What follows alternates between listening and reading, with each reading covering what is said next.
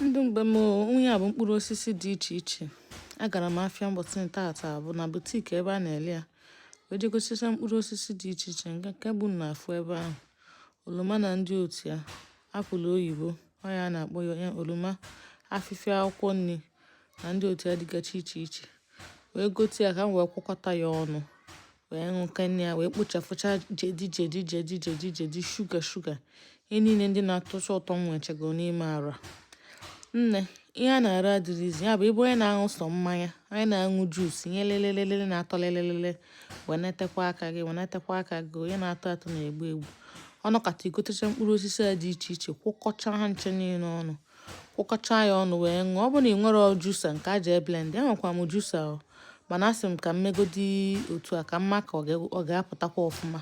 Ọ pụtakwa ọfụma ya bụ ọ bụ na ị nwere juicer ndị a ji press ya.